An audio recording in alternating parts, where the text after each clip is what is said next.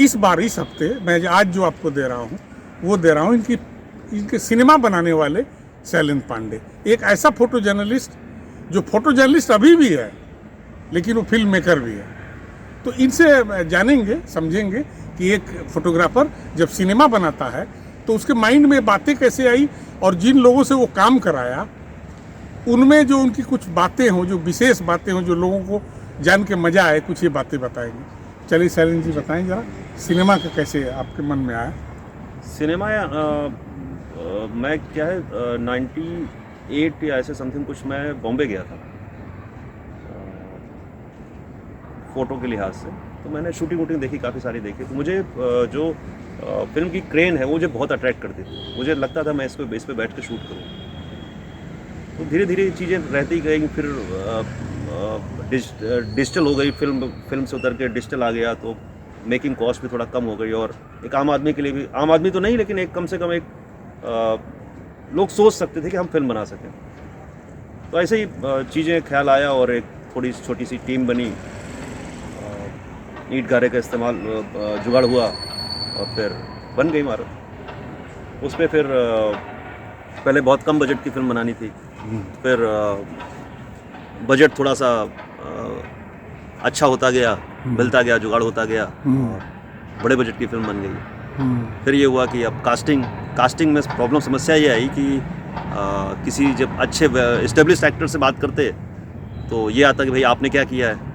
तो जब as a photographer अगर एक दिन उठ के खड़ा हो गया कि नहीं साहब मैं फिल्म बनाऊंगा तो कौन आ जाएगा उसकी फिल्म में। तो ये भी गलत फहमी होती कि पैसे से हम किसी से काम करा लेंगे। तो पैसे से काम भी नहीं करते लोग, सिर्फ पैसे से। आप क्या हो एज ए डायरेक्टर प्रोड्यूसर, आपका प्रोफाइल भी बहुत काउंट करता है। तो वो चीज़ें बहुत अड़े हाथों आई। गोविंद नामदेव जी जो बड़ा नाम है, जिन्होंने हमारी फिल्म में विलेन का काम किया है, दिवाकर का, तो उनकी भी कहानी अजीब है। उनको मैंने फ़ोन किया तो मैं कहा गोविंद जी, तो बोले कि अच्छा आपने क्या किया है, तो कौन कौन सी फिल्में बनाई। हमने कहा मैंने तो कोई फिल्म बनाई। तो बोले फ़ोन रखिए, मैं आपके साथ काम नहीं कर सकता। तो हमने कहा रुकिए। फिर उन्होंने फ़ोन रख दिया। फिर मैं दोबारा फ़ोन किया। हमने कहा गोविंद जी मैंने फिल्म तो नहीं बनाई है लेकिन पिछले 20 साल में जो मैंने काम किया है वो अपने कैरियर के पीक पे हूँ।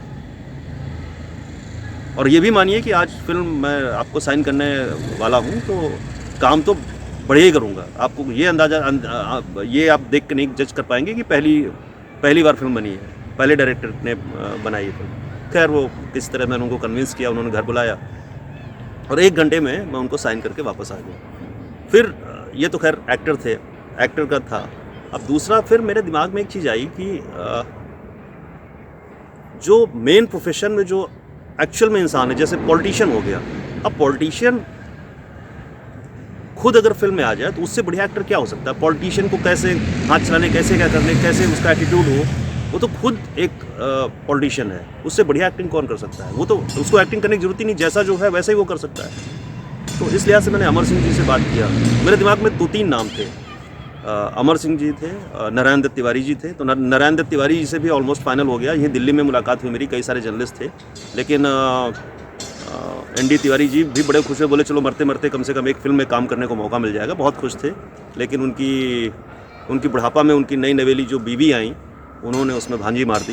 उनको कुछ और चीज़ें थी उसमें, तो वो नहीं बन पाया। फिर अमर सिंह जी के साथ हमारी चीज़ें हुई और तो एक अच्छा हुआ उसको। लेकिन सबसे ज़्यादा जो मुश्किल था मुझे कास्टिंग में वो जज साहब को था, जस्टिस PD को। ये टाटा कोर्ट में जज रहे हैं और जो 93 ब्लास्ट हुए थे उसमें इन्होंने 18-20 लोगों को फांसी की सज़ा सुनाई थी और संजय दत्त को भी सज़ा जो उन्होंने सुनाई थी। तो बड़े फेमस जज हुआ करते थे और ये मार्च में रिटायर हुए थे। मार्च में रिटायर हुए थे। तो मेरे पास नाम आया कि इनको लिया जा सकता है। तो फिर मैंने किसी तरह से जुगाड़ करके इनका नंबर लिया और बात किया। तो हमने कहा सर मिलना चाहता हूँ। बोले किस सिलसिले में। क्योंकि जज का मीडिया का तो कोई नाता ही नहीं होता ना, बिल्कुल 36 का आंकड़ा रहता है। और कैमरा तो फिर बिल्कुल मान लीजिए कि जज कोर्ट में तो कैमरा होता ही नहीं है। जज के लिए कैमरा फेस करना। तो हमने कहा सर एक फिल्म बना रहा हूँ, बस आपका आशीर्वाद चाहिए। तो उसमें कुछ चीज़ें थी आपसे कुछ सजेशन लेना था। तो ठीक है आ जाओ। उन्होंने अपना एड्रेस दिया तो मैं गया उनके सोसाइटी के बाहर और पूछा जाके कि वो थोड़े साहब यहीं रहते हैं। तो बोले ठीक है ये लिफ्ट है चले जाइए। तो जैसे गेट पे मैंने पूछा तो एक आदमी मेरा वेट कर रहा था। बोले आइए सर, वो सर ने भेजा मुझे।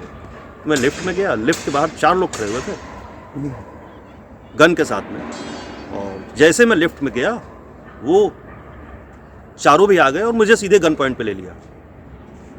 अब मैं परेशान कि क्या, खैर कोई बात नहीं, मुझसे जा रहे होंगे, जज है, सिक्योरिटी उनकी।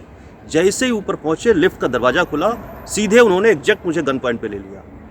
अब मैं समझा क्या हो गया, हटाइए अपना बैग लाइए, बैग लाइए। अब मेरा बैग जो ऐसा लग रहा था, जब उनको लगा कि चूँकि जज साहब को सिक्योरिटी थ्रेट, मतलब एक लाइफ थ्रेट बहुत था, इन्होंने इतने लोगों को फांसी सुनाई थी, सब था, तो पूरी तरह से वो सिक्योरिटी के लोग अपना मुतमईन होना चाहते थे कि सब ठीक है मामला।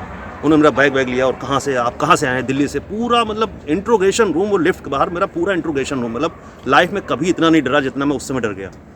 मुझे लगा कि मैं कौन सी गलती कर दी मैंने। फिर खैर मेरा उसमें उन्होंने एयर टिकट देखा, सारी चीज़ें देखी। जब वो एक उनको संतुष्टि मिल गई कि नहीं आदमी ठीक है, चीज़ें हैं, मैंने अपना PIB कार्ड वगैरह था तो वो सब दिखाया। तो उसके बाद फिर बगल में ही कमरा था, मैं किसी तरह से, तब तक जज साहब बाहर आ गए। तो यहाँ से सिग्नल मिला कि नहीं सब ठीक है। अब जज साहब के पास पहुँचे तो मैं तो पसीने से बुरा हाल हो रहा था। खैर किसी तरह पानी वानी पिया, मेरी सांसें, अभी भी वो खौफ मेरे सामने आ जाता है चीज़ें कि जज साहब को लेना बहुत मुश्किल था। खैर ये तो उनको फिर सब कुछ सामान्य हो गया। अंदर कमरे में बैठे उन्होंने चाय पानी नाश्ता सब कराया, और इसके लिए बोला तो बोला बेटा मेरा कैमरा तो कभी फेस नहीं किया, और चीज़ें हमें तो कभी इंटरव्यू भी नहीं दिए इस तरह के। तो हमने कहा सर आप चिंता मत कीजिए, आपको एक्टिंग करने की ज़रूरत ही नहीं, इतने साल आपने फैसले सुनाए हैं, और हमारी फिल्म में भी एक छोटा सा फैसला है वो आपको सुनाना है, और जो आप सुनाएंगे हम रिकॉर्ड कर लेंगे। अब केस हमारा ये है और इसमें फ़ैसला क्या होना चाहिए ये भी आप देख लीजिए, और उसी हिसाब से आपको फैसला सुनाना है। तो जज साहब ने कहा ठीक है, बात तो हो गई। और हम जब शूट के दिन, शूट के 2-3 दिन पहले से मेरे पास वो स्टूडियो वालों को फ़ोन करने आने शुरू हो गए, ये आप क्या करने जा रहे हैं, यहाँ तो पुलिस ने पूरा डेरा लगा रखा है। तो हमने कहा क्या हो गया? तो बोले नहीं वो पता नहीं क्या, आप कोई किसी को बुला रहे हैं शूट के लिए, वो पुलिस सिक्योरिटी पूरा स्टूडियो सील करने जा रहे हैं, वो उसमें ले रहे हैं। तो हमने कहा नहीं वो जज साहब आ रहे हैं, उनकी सिक्योरिटी होगी, आप टेंशन मत लो, मैं बोल दूंगा कि आपका काम उसमें इफेक्टिव, मतलब नुकसान ना हो आपका, मैं बोल दूंगा। तो जज साहब फ़ोन किया तो खैर नॉर्मल हो गया। उसके बाद जज साहब जब आए तो मेरी जो स्क्रिप्ट थी वो हिंदी में थी। अब जज साहब बैठे, कैमरा वैमरा लगा और चीज़ें हुई। अब जज साहब जब कोर्ट रूम में एक भी कैमरा, किसी मोबाइल से किसी की हिम्मत न जज साहब का फ़ोटो लेने का, और उस दिन हमने मीडिया को भी इनवाइट कर लिया था।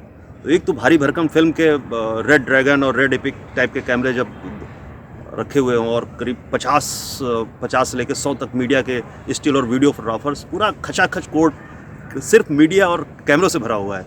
अब जज साहब, अच्छा मुझे आइडिया नहीं था क्या है। खैर शूट शुरू हुआ, और जब उन्होंने बोलना शुरू किया चीज़ें, तो मतलब कुछ मुझे असहज लग रहा था। तो उनका जो वो PS था वो बोला सरन सर देख लीजिए, जज साहब कंफर्टेबल नहीं है और वो शूट छोड़ के चले जाएंगे। अब मेरे पैरों के जैसे नीचे से किसी ने ज़मीन खींच ली, मैं सर क्या करूं? फिर मैंने वहीं पे कट किया और मेकअप रूम में गया, और जज साहब से हमने कहा जज साहब समस्या क्या आप बताइए। तो बोले मैंने हमेशा फैसले जो है अंग्रेजी में सुनाए हैं और ये हिंदी में है, और ये मुझसे याद नहीं हो रहा। हमने कहा ये लाइए आप। मैंने उसको करके हमने कहा इसको मैं फाड़ देता हूँ, मान लीजिए, उसको मैंने किनारे रखा इसके। हमने कहा जज साहब केस आपको पता है, फैसला क्या है वो भी आपको पता है, अब आप जिस लैंग्वेज में कोर्ट में सुनाते हो आप सुना दीजिए, हम रिकॉर्ड कर लेंगे। अब भूल जाइए कि हमारी स्क्रिप्ट क्या है, जो फैसला आप सुनाएंगे। बोले ऐसा करना है? तो हमने कहा बिल्कुल ऐसा ही करना है, आप मराठी में चाहे मराठी में बोल दें, इंग्लिश में चाहे जो। बोले नहीं इंग्लिश में मैं सुनाता हूँ कोर्ट में फैसले, और इंग्लिश में सुनाएंगे। हमने कहा ठीक है जज साहब। खैर फिर वो आए और इतना बढ़िया उन्होंने किया, और वही एग्जैक्ट हमने रिकॉर्ड कर लिया, और हमने साउंड वाले को भी बोल दिया दादा कि साउंड दादा इसको जो जज साहब बोल रहे हैं वही फाइनल है, ये डबिंग के लिए स्टूडियो में नहीं आने वाले कि आप सोचो कि लिप्स मैचिंग करके जज साहब उसको रिपीट कर, तो ये नहीं होने वाला। तो वहीं पे हमने लोकेशन पे ही उसको रिकॉर्ड किया, और आप फिल्म देखिए कितना बढ़िया उन्होंने फैसला, वो रियल फैसला है, वो कोई मतलब मुझे लग रहा है कि बॉलीवुड के साथ पहली ऐसी फिल्म होगी जिसमें कोई स्क्रिप्टेड फैसला नहीं है, वो रियल जज ने रियल फैसला सुनाया। तो ये कहानी थी। तो अमर सिंह से कैसे काम करवाए आप? अमर सिंह जी ने तो छोटा मोटा काम किया, और वैसे भी वो सब कुछ करते थे। अमर सिंह तो बिल्कुल, खैर बड़ी जल्दी बेचारे चले गए, हमारा मतलब बहुत वरद हस्त था। तो आपकी फिल्म में जो फीमेल जो काम की होंगी, हाँ, उनको कैसे एडजस्टमेंट किया आप? कैसे बातचीत हुई? फीमेल, हाँ, अमर सिंह के साथ जो एक सीन में एक लड़की थी, वो जो फिल्म में दिखाया हमने, वो एयर होस्टेस दिखाया है और वो अमर सिंह जी को ट्रैप करने आती है। तो मेरे दिमाग में आया कि मैं रियल एयर होस्टेस लेता हूँ। तो फिर मैंने काफ़ी सर्च किया, बहुत खोजने के बाद फिर मुझे एयर इंडिया के इंटरनेशनल फ़्लाइट्स में चलने वाली रियल एयर होस्टेस मिली। और उन्होंने थोड़ी सी शुरुआती दौर में थोड़ी सी उसने मॉडलिंग वगैरह भी की थी, तो मैंने उसको लिया।